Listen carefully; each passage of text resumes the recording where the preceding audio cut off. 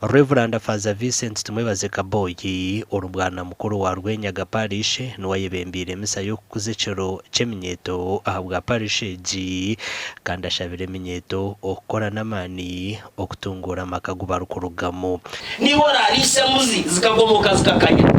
niho ratere konye itoke zikatere kitoke cy'amaani.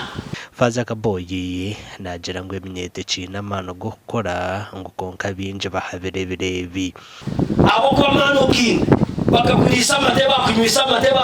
bakutumira byo kurya bakurise birungi bana batata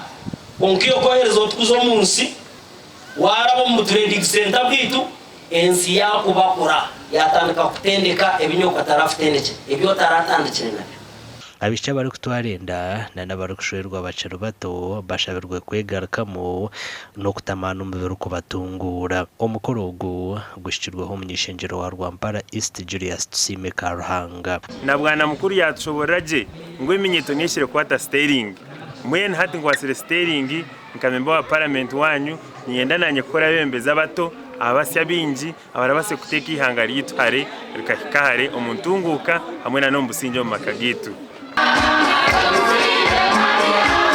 Aha mukorogo abebembezi ba district ya Rwampara basimirwa habwe nkwatanisa eiborekero mwako guhwire so tunkabanya Rwampara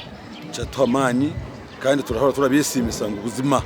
kuba umuzamo no gumutima gumwe go nkwataniseje ohereza nibuza ko abantu bito baburisha turinke omuguhagwenya buna tina kwasa kutagura na kutukuza higuru to anteka yiraka tukajya ngutuye nanke mahanda mu Rwampara nibaturikiza egeshatu yinza kuri tebyuma bya Rwampara district ebirene tuchare ngudo zitu eco kibasize kubaho abo kujya ngo tukagena kabembeza eze sha Rwampara district yo nerene ija kufuna amashanyarazi ebicoka byonaga kakikamu. Bwanyuma ya misa Eminyeeto yetabiro mu mpaka zo kushoma Bibli okujwara na nebindi ebigenderiro kongera kubagonjura amakuru agagasha kwa Aida n'abataringaye.